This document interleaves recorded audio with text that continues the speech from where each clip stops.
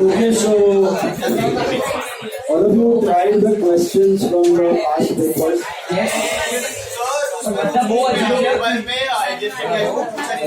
हाँ, उसमें ना 2-3 पेपर्स में एडजस्टेड कैश बुक पूछा नहीं है, फिर भी बना दिया है. That is wrong actually. You aren't supposed to make it, okay? You are supposed to make only in those terms where it is mentioned.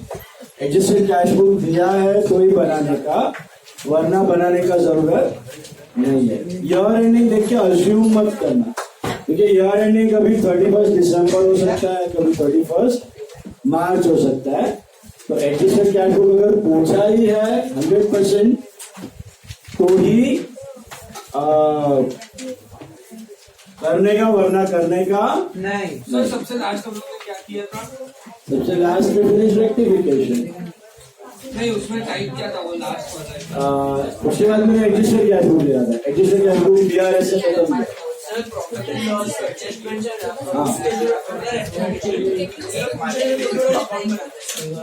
नहीं, वो जरूरत नहीं. Adjustment only specified you have to do. Any other doubts? Interest allowed by the bank.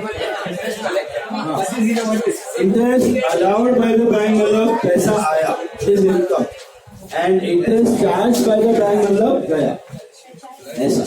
और उन लोग में before trial balance वाले सब में सबका लेजर भी बनाया है. नहीं, जरूरत नहीं.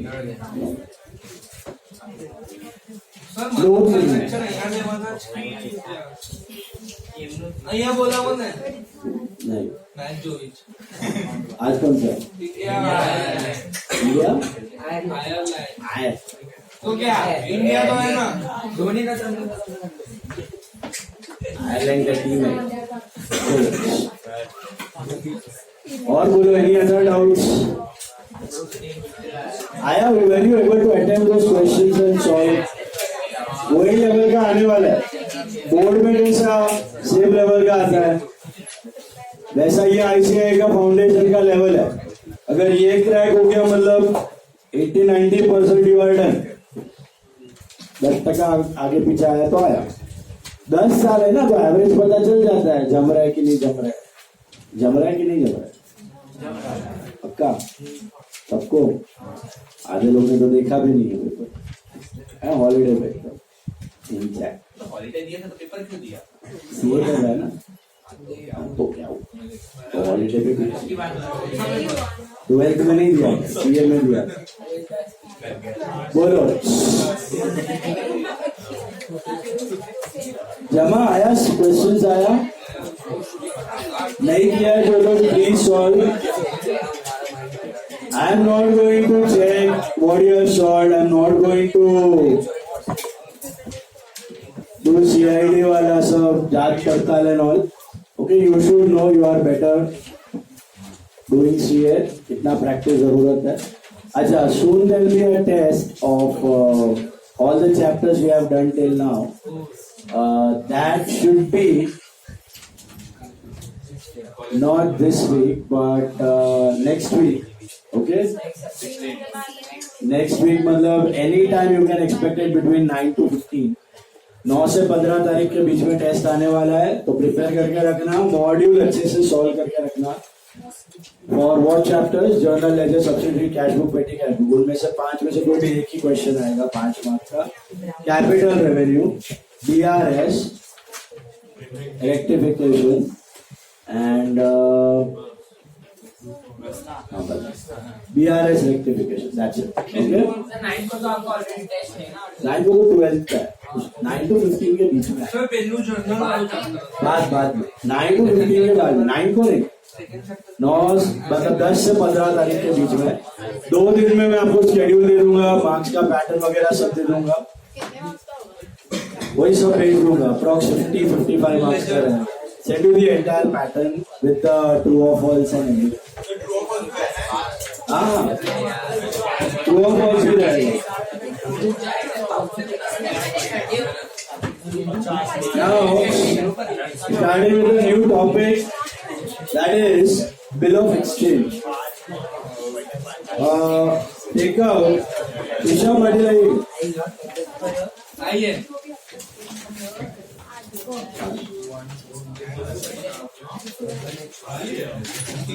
चलो नाउ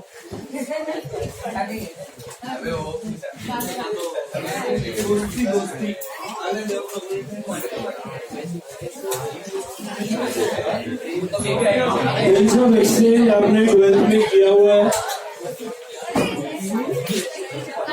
प्लीज फोकस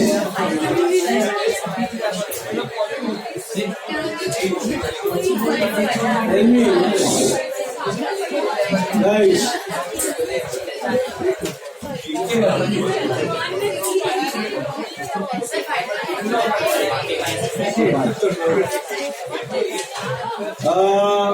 जितना बिल ऑफ एक्सचेंज आपको 12th में था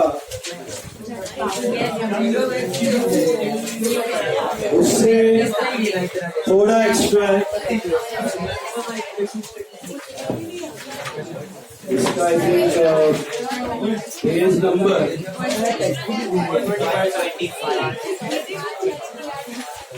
हाँ 125 है। चलो बताओ ये आपका रिवीजन भी हो रहा है for the next test coming up. जो 12th में था वो सारा कुछ है यहाँ पे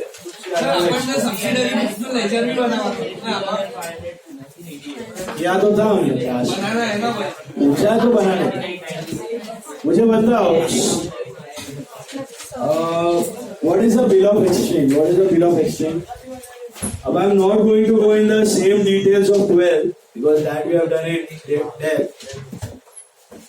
Those who still have doubt, tell me. I'll send you the video links. Go through कर लो। ये बताओ what is the bill of exchange?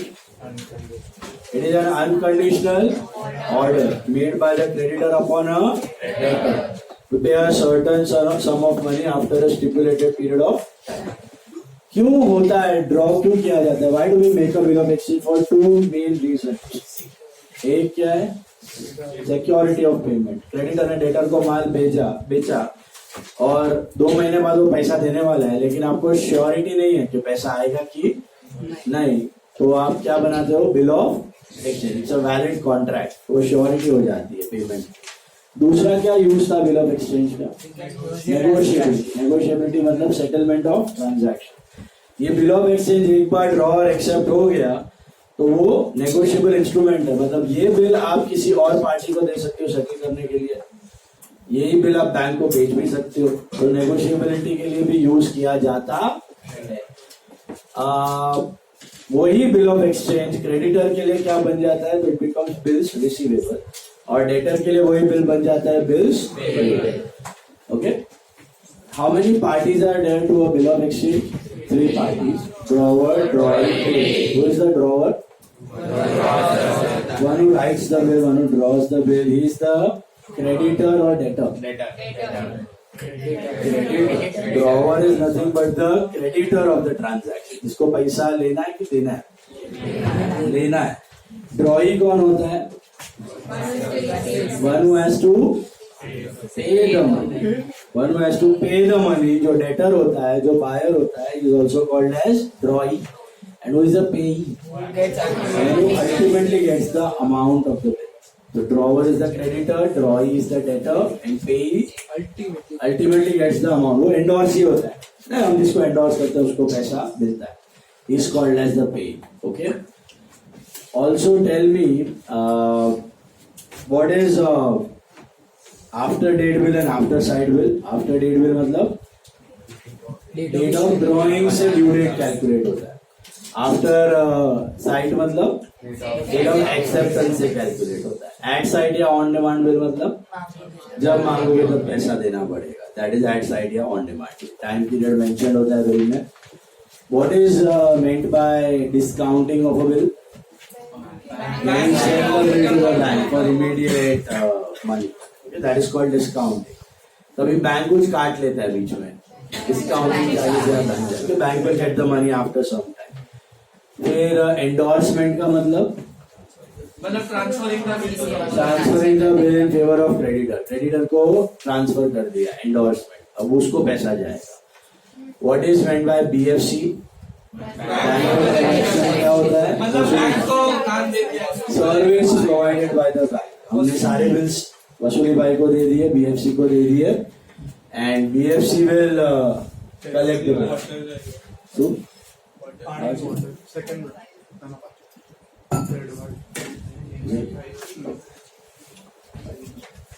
So bank for collection is nothing but a service provided by the bank. वसूली भाई. तो हम सारे bills, हमारे पास बहुत सारे अलग अलग ड्यू डेट्स के बिल उसको दे देते हैं. बैंक कलेक्ट करके हमें पैसे दे देता है. They collect the bill money and give us the amount of the bill. उसके लिए भी वो लोग कुछ चार्ज करते हैं. That is called as bank charge. और बैंक चार्जेस कब डिडक्ट होगा? At the time of giving the bill or at the time of collection? Collection. Honour के time. What do you mean by honour of a bill? मतलब time पे हम लोग को पे करना. टाइम पे मतलब किस दिन को? ड्यू डेट के दिन पे अगर पैसा दिया, it is said that the bill is honour. और ड्यू डेट के दिन पे अगर पैसा नहीं दिया, it is said that the bill is dishonour. और अगर पहले दे दिया तो क्या था? पहले दे दिया उसको क्या बोलते हैं? रिटायरमेंट. पहले दे दिया उसको बोलते हैं रिटायरमेंट. और अगर ड्यू डेट पे पैसा नहीं दिया, डिसऑनर हो गया, तो उसके दो रास्ते निकलते हैं. या तो एक होता है रिन्यूअल. रिन्यूअल में क्या होता है? वापस request to renew the bill. उसमें 4 स्टेप्स होते हैं. पहला, old bill is dishonour. Due date पे पैसा नहीं दिया. फिर क्या है? इसको पैसा देते हैं, लेते हैं. रिसीवेबल या पेएबल. वाले रिसीवेबल, उसके लिए पेएबल. और कौन सा अमाउंट पे इंटरेस्ट चार्ज करते हो? हम लोग बचा हुआ balance amount. And for what period? Extended period. और फिर न्यू बिल एक्सेप्ट होता है, उसका वापस एक्सेप्ट. एंड कभी कभी वो बैंकरप्ट हो जाता है. तो डिसऑनर पे स्टोरी है. तो पहले तो डिसऑनर खत्म करने का, उसके बाद insurance. That is bad debt. Is it clear? Then we also saw notary public noting charges and noting. What is noting? When a bill is dishonored. If you want to file a case, then the first step in the process of legal proceeding is noting. Noting मतलब आप lawyer के पास जाके note करवाते हो that the bill is dishonored. That noting doesn't mean filing a case. It is the first step of going through a legal proceeding. So noting means you are giving a धमकी कि भैया मैं legal proceeding कर सकता हूँ. Okay. Noting the fact of dishonour with notary public, with the court, with the lawyer. That's called noting. What are noting charges? Charges which you pay. And charges are paid by various parties, but ultimately who bears the noting charge? Drawee. Ultimately expense किसका है? वो ड्रॉई का. जैसे बिहार में कभी noting charges account नहीं आता, BP में आता है. और what is notary public? That government office. That lawyer is called as notary public. Okay, जिसके पास आप जाके नोटिंग करवाते हो, is a lawyer. Then we also saw trade bill and accommodation bill. What is a trade bill? Drawn and accepted with some consideration. Buy sell का relation है ना, debtor creditor का relation है, तो फिर it is called as trade bill. और debtor creditor का कोई relation नहीं है, तो it is called as accommodation bill. accommodation bill याद है किसी को? एग्जाम पर मैंने दिया था. सपोज मैं और ईशान फ्रेंड्स है और हमें 1 लाख रुपए की जरूरत है. उसको 50,000, मेरे को 50,000. तो हम लोग, मैं क्या करेगा? ईशान पे 1 लाख का बिल ड्रॉ करेगा और मैं उसको क्या करेगा? डिस्काउंट. हम लोग डेटर क्रेडिटर नहीं है, कोई बाय सेल नहीं हुआ है, वो मेरे को पैसा देने वाला भी नहीं था. ऐसी बिल एवं ड्रॉ कर दिया और लिया और डिस्काउंट करवाया, तो 98,000 तो मिल गया. 49 में रखेगा, 49 उसको दे देगा. 3 महीने तक वापरेगा हम लोग पैसा. 3 महीने बाद जब ड्यू डेट आएगा तब ईशान को देना है ना, बैंक ईशान के पास जाएगा पैसा लेने को 1 लाख रुपया. तो मैं ईशान को अपना 50,000 दे देगा, 49 + 1,000 एक्स्ट्रा दे देगा. वो भी अपना 49 + 1 डाल के 1 लाख रुपया बैंक को दे देगा. That is what is called as accommodation. Accommodation bill is like taking a small loan for a temporary time period from the bank. Okay. Discounting करवा लेना without any trade relation. Without any trade relation होता है, लेकिन legally अगर कोई dispute हो गया तो इंडिया में एक्सेप्टेबल नहीं है. अच्छा, इससे बात चलती है कि कौन सा एक्ट गवर्न करता है बिल ऑफ एक्सचेंज को? Negotiable instruments act. Negotiable instruments act 1881। Negotiable Instruments Act 1881. Okay, and बस आई थिंक बाकी दो सब डिस्कस किया मैंने। अच्छा, inland bill and foreign bill. Inland bill मतलब बिजनेस कंट्री, फॉरेन बिल मतलब drawn year accepted outside, and general acceptance versus qualified acceptance. What is general acceptance? Without any condition. Qualified मतलब with some condition. याद है हमने बनाया भी था document, उसमें एक्सेप्ट 15,000 का बिल एक्सेप्ट फॉर 14,000, या फिर 4 मंथ्स का बिल एक्सेप्ट फॉर 3 मंथ्स, या जो भी कंडीशन डाला। 4 मंथ्स का बिल एक्सेप्टेड, अच्छा हाँ, 3 मंथ्स या 5 मंथ्स, ज्यादा भी हो सकता है, कम भी हो सकता है। कम क्यों करेगा वो? It is not like convenient ही हो, it can be any change in the term of the bill. ज्यादा भी कर सकता है, कम भी कर सकता है। Drawee is the one who has to pay ना। Drawee is the one who has to. तो ड्रॉई बिल एक्सेप्ट करता है। ड्रॉई बिल एक्सेप्ट करता है, कंडीशन पे करता है, बट उसको शायद कन्वीनियंट होता होगा, कुछ पैसा कैश में दे दे, कुछ जल्दी दे दे, जल्दी दे दे। ऐसा भी हो सकता है, पॉसिबल है। तो जल्दी लेट कोई भी चेंज किया टर्म्स में, then it is said as qualified या कंडीशनल एक्सेप्टेंस। बट वो ड्रॉवर को अग्रीएबल होना चाहिए, तो ये डाल सकता है। एक बार उसने साइन कर दिया, उसके बाद can he make any changes? Not possible. Okay, बहुत बढ़िया। अभी एंट्रीज पे जाते हैं, proforma entries in the books of drawer. तो पहला एंट्री क्या था? सेल्स एंट्री का। What is the sales entry? Drawee to से, ड्रॉई टू से, डेटर टू से, है ना, क्रेडिट को बेचना। Acceptance entry, bills receivable to accept का रिवीजन होगा। Dealing entry, what is dealing? Bill 4 जगह पे जा सकता है, या तो अपने पास, या तो डिस्काउंट, या तो एंडोर्स, या तो बीएस।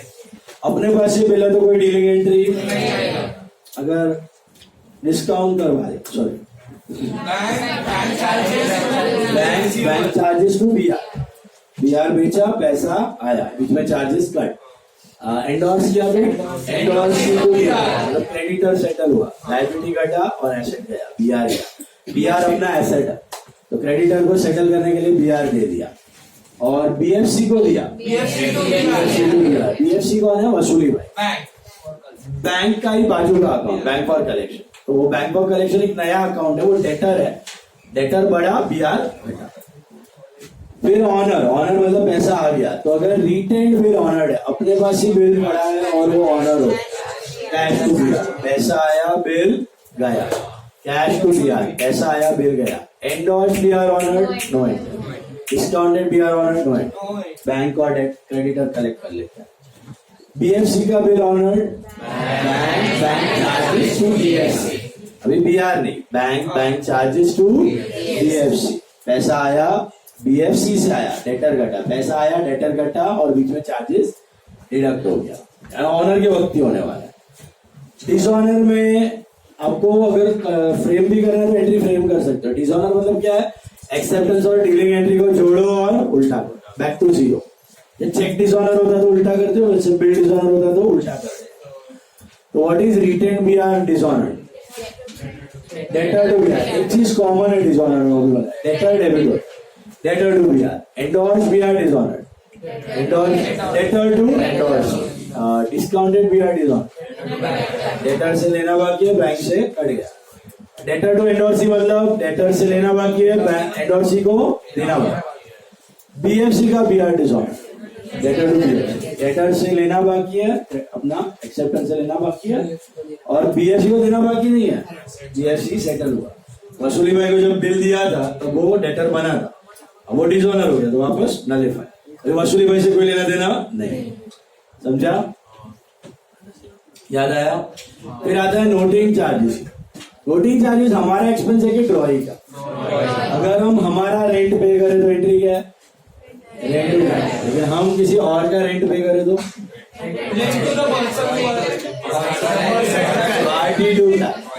पार्टी टू का। तो नोटिंग चार्जेस अगर हम खुद का पे करें तो नोटिंग चार्जेस, लेकिन ड्रॉई का हम पे करें तो ड्रॉई टू, ड्रॉई टू, बराबर है। अच्छा, अब रिटेल केस में कौन पे करना है? हम, लेकिन हमारा एक्सपेंस है कि उसका है? उसका है, तो एंट्री क्या होगा? डेटर टू कैश, और डेटर टू बीआर तो था ही, तो कंबाइन करोगे तो debtor to BR to that is with noting charge. Retail मतलब अपने पास अपने पास ही था, तो हम ही जाके नोटिंग वोटिंग करवा के पे कर, अपने पास रहा और डिसऑनर हो गया इसलिए अपने पास रहा और डिसऑनर हुआ, यस, हम ही गए, पैसा नहीं दिया तो हमने नोट करवा दिया। एंडोर्स के केस में कौन पे करता है? क्रेडिटर, तो डिसऑनर एंट्री है with noting charges, creditor including noting charge, मतलब इससे लेना बाकी है उसको देना बाकी है, क्योंकि क्रेडिटर ने पे किया। 4 में से 3 सिचुएशंस में कौन पे करता है नोटिंग चार्जेस? हम, रिटेल में हमने किया, एंडोर्स में खाली क्रेडिटर ने किया।